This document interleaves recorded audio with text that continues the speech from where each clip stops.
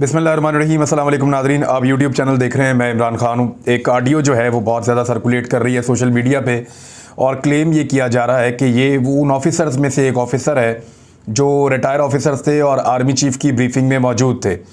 वो जो बातें कर रहा है ऑफिसर, एक्चुअली तो ये इसके ऊपर आप यकीन इसलिए नहीं कर सकते ज़्यादा कि, और इसको बहुत ज़्यादा प्रोपेगेट किया जा रहा है, हर तरफ फैलाया जा रहा है। एक तो उसकी लैंग्वेज थोड़ी सी मुझे अजीब लगी, दूसरा वो ऑफिसर सामने आकर बात नहीं कर रहा और वो ऐसा लगता है कि उसने किसी को व्हाट्सएप मैसेज के अंदर ब्रीफिंग दी है। यानी वो क्लेम ये करता है कि आर्मी चीफ ने हमें बताया कि बच्चे की तरह इमरान खान को साथ चलाते रहे हैं और ये चल ही नहीं सकते थे पहले दिन से और इनकी टीम इंतहाई नाकस थी।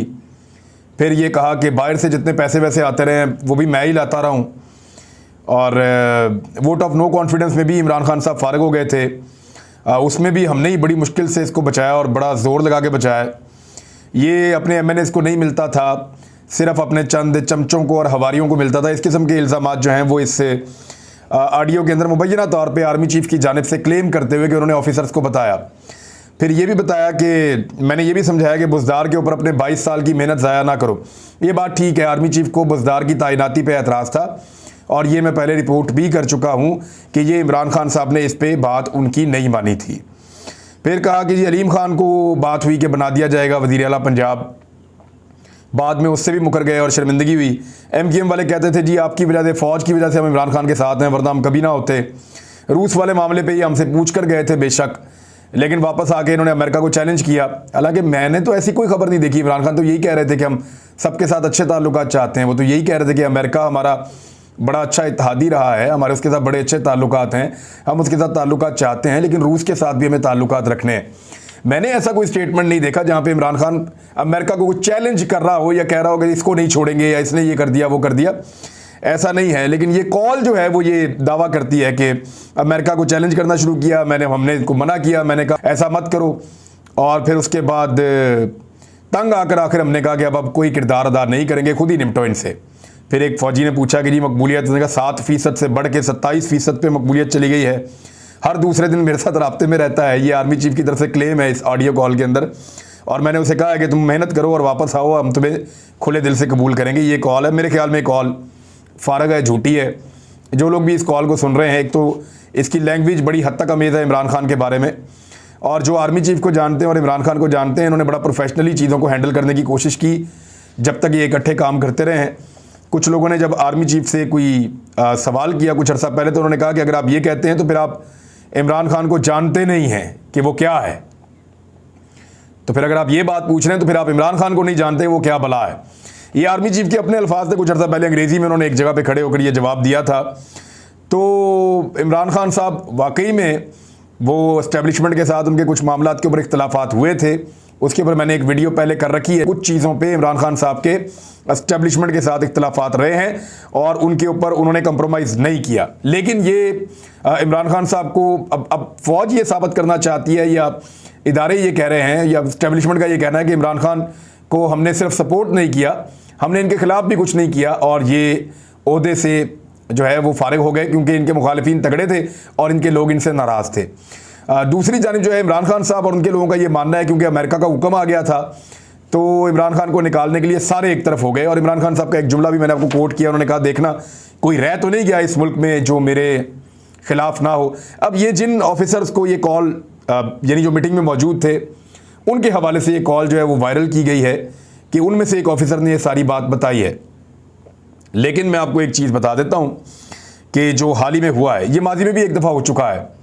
रिटायर फ़ौजी अफसरान जितने भी हैं उनके ऊपर टॉक शोज़ में शिरकत पर मुखालफत शुरू हो गई है। यानी वहाँ एक तो जो दोनों चीज़ों को आप अलग अलग कर दें, एक तो जो आर्मी चीफ के साथ सवाल जवाब का सेशन हुआ वहाँ बड़े टफ क्वेश्चंस भी थे और बड़े तहफ़्फ़ुज़ात एक्स सर्विसमैन को रहे हैं और जो रिटायर फ़ौजी अफसरान हैं उनकी तंजीमें भी हैं और वो लगातार इमरान खान साहब को सपोर्ट कर रहे हैं और उनका ये मानना है कि एक बैरूनी साजिश के नतीजे में जो लोकल्स हैं उन्होंने मिलकर इमरान खान साहब को बाहर कर दिया है। और वो ये बात बार बार अपने सोशल मीडिया के ज़रिए से वो करते भी रहे हैं और बहुत बड़ी तादाद में करते रहे हैं। तो एक तो वो एपिसोड है, उसको आप अलग कर दें। दूसरा ये है कि मौजूदा हुकूमत ने आने के बाद जो पहला तोहफ़ा दिया फ़ौजी अफसरान को, रिटायर फ़ौजी अफसरान को, वो उन्होंने ये दिया कि टॉक शोज़ में इनकी शिरकत के ऊपर ममानियत हो गई है। यानी एक सर्कुलेशन है जो इंटरनली चैनल्स में बताया गया है तमाम प्रोग्राम करने वालों को कि आपने फौजी अफसरान को टॉक शोज़ के अंदर नहीं बुलाना कि वो फ़ौज की नुमाइंदगी करें।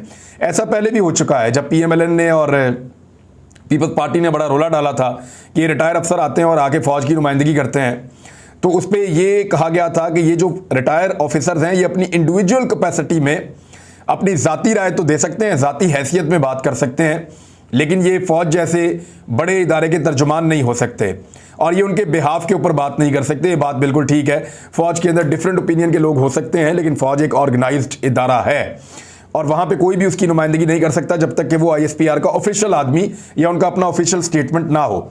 लेकिन डिस्करेज किया गया है टॉक शोज़ को और टीवी चैनल्स को कि वो फौजी अफसरान जो हैं उनके हवाले से मोहतात हो जाए।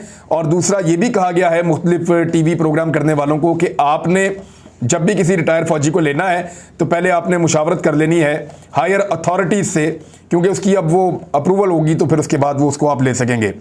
तो ये भी एक रिटायर फौजियों के लिए मौजूदा हुकूमत का एक तोहफ़ा है, क्योंकि उन्होंने अब काबीना अपनी बना ली है और ताकत उनके पास है, वजारत इत्तलात उनके पास है, पैमरा उनके पास है, सारा निज़ाम उनके पास है, तो वो बहुत ताकतवर हैं।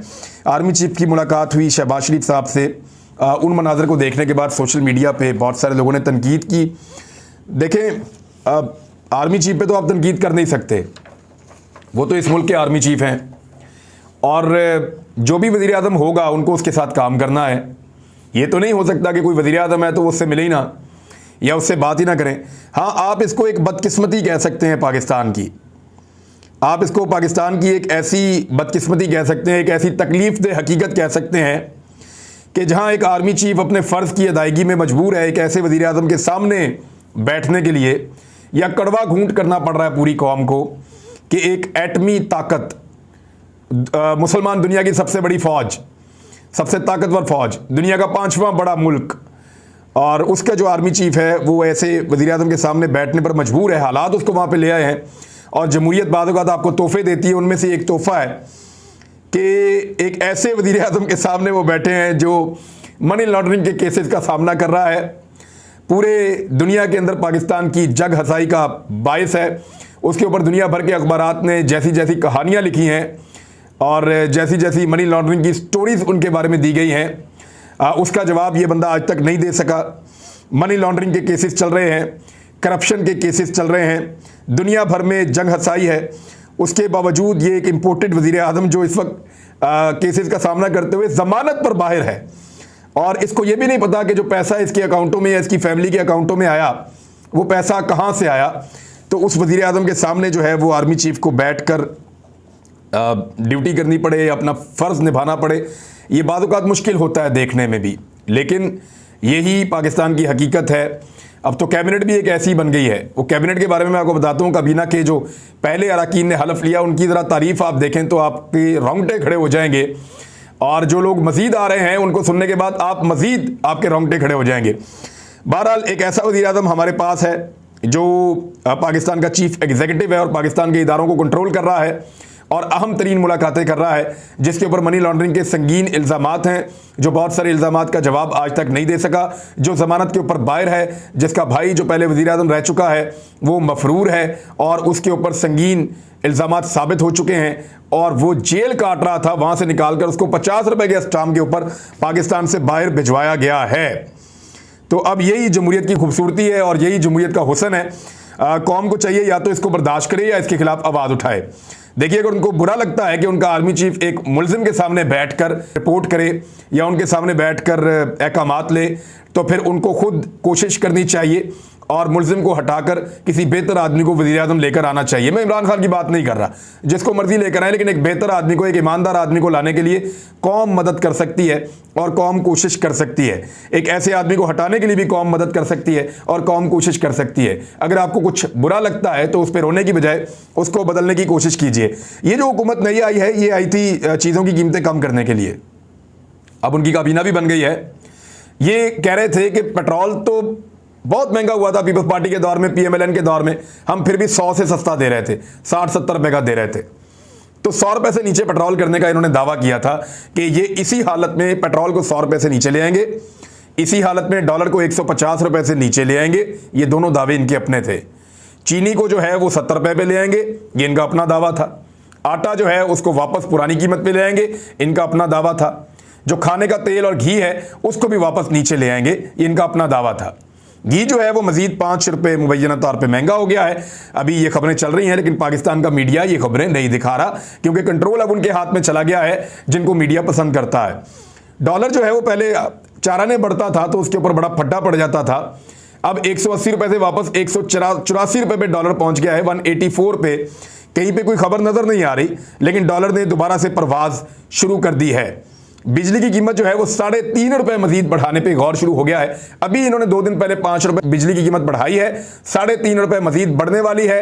तो आपके लिए एक और खुशखबरी ये है, पेट्रोल और डीजल की कीमतें अब बढ़ेंगी, क्योंकि काबीना बन गई है। शहबाज शरीफ साहब इतना बड़ा वजन और इतना बड़ा बोझ अकेले नहीं उठाना चाहते थे, लिहाजा उस बोझ को अब डिवाइड किया जाएगा और पेट्रोल की और घी की कीमतें बढ़ाने की तैयारी भी हो गई है। अमेरिका ने अच्छे अच्छे बयान देना शुरू कर दिए नई हुकूमत आने के बाद। इसमें इख्तलाफी जो मामलात हैं वो सारे अब ख़त्म हो गए हैं, और उन्होंने कहा कि अमेरिका पाकिस्तान की नई हुकूमत के साथ काम करने के लिए मुंतज़िर है, इंतज़ार कर रहा है। इतनी एक्साइटमेंट है अमेरिका में, और 75 साल से अहम ताल्लुकात हैं। पाकिस्तान अहम शराकतदार के तौर पे हम उसको देखते हैं। ये वो अमेरिका है जो थोड़े दिन पहले कह रहा था कि इसको निकालो तो गलतियां माफ़, और अगर इमरान खान को ना निकाला तो फिर आप तैयार रहें नताइज भुगतने के लिए। वही अमेरिका कह रहा है हम तो आपके साथ काम करने के लिए तैयार हैं, मुंतज़िर हैं। तो ऑपरेशन रजीम चेंज मुकम्मल होने के बाद अब अमेरिका पाकिस्तान के बारे में बहुत अच्छे स्टेटमेंट दे रहा है। अल्लाह करे कि पाकिस्तान के पूरी दुनिया के साथ अच्छे ताल्लुकात रहें। दूसरी जानिब पाकिस्तान ने पहला ड्रोन हमला किया है अपनी तारीख का किसी और सरजमीन के ऊपर, और ये ड्रोन हमला अफगानिस्तान में हुआ है। खबर ये बता रही है कि पाकिस्तानी ड्रोन्स की पहली बार अफगानिस्तान में कार्रवाई, तहरीक तालिबान मराकज़ को निशाना बनाया गया है। पाकिस्तानी तैयार करदा ड्रोन तैयारों ने तारीख में पहली बार किसी गैर मुल्की सरजमीन पर कार्रवाई करते हुए अपना हदफ कामयाबी से हासिल कर लिया है। और अफगान सूबा खोस्त और कुनड़ में तहरीक तालिबान के मराकज़ पर जेट तैयारों ने अटैक नहीं किया था। जो बात कर रहा था वो मोहसिन दावड़, वो बात गलत थी। ये अटैक पाकिस्तानी ड्रोन ने किया था, और ड्रोन का मिसाइल हमला हुआ था, और उसमें पाकिस्तान ने कामयाबी हासिल की है। ये जो मेजर हारिस को पिछले दिनों मारा है वहाँ पे, ख्वाजा साद रफ़ीक के भाई के, जो भाई तो नहीं थे उनके, वो हाफिज़ नुमान जो था उनके गार्ड थे। तो हाफिज़ नुमान के जो गार्डों ने तशद्दुद किया है मेजर हारिस पे, ये भी ड्रोन चलाने का एक्सपर्ट है, बड़ा शानदार आदमी, इस काम को बड़ा अच्छा जानता है, क्योंकि मैं ज़ाती तौर पे जानता हूँ तो मुझे पता है। बहरहाल जो भी हुआ, अब इसमें तहरीक तालिबान पाकिस्तान का जो ग्रुप है उसके ऊपर अटैक किया गया है, और पाकिस्तानी जो सोर्सेज हैं वो ये बता रहे हैं कि वहाँ पे काफ़ी नुकसान हुआ है। और ये वो इलाका है जहाँ पे अफ़गान तालिबान जो वहाँ की इस वक्त हुकूमत संभाले हुए हैं, उनका कंट्रोल नहीं है, उनके लिए वो नो गो एरिया है, वहाँ वो जा नहीं सकते, लिहाजा वहाँ पे वो ऑपरेशन भी नहीं कर सकते। तो टीटीपी ने वहाँ पे कब्जा किया हुआ है, तो टीटीपी के ऊपर ये ड्रोन अटैक पाकिस्तान ने किया है और कामयाबी के साथ किया है। लेकिन टीटीपी के ऊपर अटैक होता है और उस पर मोहसिन दावड़ बोलता है, देखें किस किस की जाके कहाँ कहाँ जड़ें मिलती हैं, किस किस की जाके कहाँ कहाँ पे किस किस के लिंक मिलते हैं। आपको बहुत हैरत होगी आने वाले दिनों में। अभी तो फौज के ऊपर कीचड़ उछालने का सिलसिला शुरू हुआ है। उम्मीद करते हैं कि जब आर्मी चीफ ने शहबाज शरीफ साहब से मुलाकात की होगी, तो क्योंकि पाकिस्तान तहरीक इंसाफ तो वहाँ पे है नहीं, तो ये तहफ़्फ़ुज़ात तो ज़रूर उन तक पहुँचेंगे फ़ौज की जानिब से कि जनाब असेंबली में खड़े होकर फ़ौज की तौहीन तो ना करें, फ़ौज के साथ जो है वो इस तरह तो ना करवाइए। तहफ़्फ़ुज़ात वैसे जाने चाहिए इस हुकूमत तक, जाएँ या ना जाएँ एक अलग बात है, लेकिन ये इंतहाई अफसोसनाक चीज़ है। बिलावल भुट्टो ज़रदारी नवाज शरीफ से मिलने के लिए रवाना हो गए हैं बरतानिया, क्योंकि कुछ मामला तय नहीं हो रहे। पीपल्स पार्टी ने कहा है कि जी गवर्नर भी पंजाब का हमें दे दें, सिंध का गवर्नर भी हमें दे दें, सदर मुमलिकत का ओहदा भी हमें दे दें, और चेयरमैन सेनेट का ओहदा भी हमें दे दें। तो ये इतना सारा कुछ उन्होंने मांग लिया है। तो शहबाज शरीफ साहब ने तो हाथ खड़े कर दिए हैं। अब बिलावल जा रहे हैं नवाज शरीफ साहब से बात करने के लिए कि चीज़ें देते हो या नहीं देते। काबीना ने हलफ उठा लिया है, और काबीना के अंदर 14 वज़ीर जो हैं वो PMLN के हैं, यानी वज़ीर दाखिला राना सनाउल्लाह, वज़ीर इत्तलात मरियम औरंगज़ेब, वज़ीर कानून आज़म नज़ीर तारड़, मनसूबाबंदी एहसन इकबाल, रेलवे साद रफ़ीक, पार्लिमानी उमूर मुर्तज़ा जावेद अब्बासी, फिर आगे सरदार अयाज सादिक हैं, राना तनवीर हुसैन हैं, खुर्रम दस्तगीर हैं, ख्वाजा मोहम्मद आसिफ हैं, जावेद लतीफ़ हैं, और रियाद हुसैन पीरज़ादा हैं। ये नहीं वफाकी वज़रा हैं PMLN के। और पीपल्स पार्टी के जो वफाकी वज़रा हैं उन पर आप आ जाएँ। बिलावल भुट्टो ज़रदारी बरतानिया चले गए हैं, वापस आएंगे तो वज़ीर ख़ारजा बन जाएंगे। आबी वसाइल के वज़ीर खुर्शीद शाह हैं, और तजारत के नवीद कमर हैं, मौसमियाती तब्दीली शेरी रहमान हैं, और सनत के वज़ीर हैं सैयद मुर्तज़ा महमूद हैं, और कौमी सेहत के अब्दुल कादिर पटेल हैं, निजकारी के आबिद हुसैन भायो, Benazir income support programme Shadia Marri को मिल गया, समंदर पार पाकिस्तानी साजिद तूरी को मिल गया, बैनुस्सवाई राब्ता जो है वो एहसान मज़ारी को मिल गया, कमरुज़्ज़मान कायरा को अमूर कश्मीर की जिम्मेदारी दी गई है, ये मुशीर होंगे और एडवाइज़र, और वज़ीर मुमलिकत बराए खारजा हिना रब्बानी खर होंगी।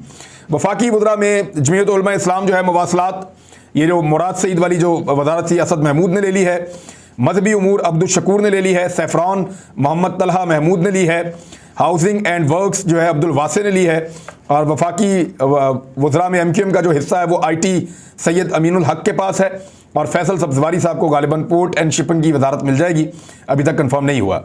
और बलूचिस्तान अवामी पार्टी में एक वज़ीर मिला है, वजारत दफ़ाई पैदावार असरार तरीन उनको बनाया गया है, और वफाकी वज़रा में जमहूरी वतन पार्टी यानी शाज़ेन बुगटी को बनाया गया है इंसदाद मंशियात का वज़ीर, और काफ लीग के जो तारिक बशीर चीमा साहब हैं वो फूड सिक्योरिटी के मिनिस्टर बन गए हैं, और वज़राए मुमलिकत में आयशा गौस पाशा, अब्दुर्रहमान कांजू, हिना रब्बानी खर और मुस्तफ़ा नवाज खोखर ये वज़राए मुमलिकत हैं, जबकि मुशीर 3 रखे गए हैं।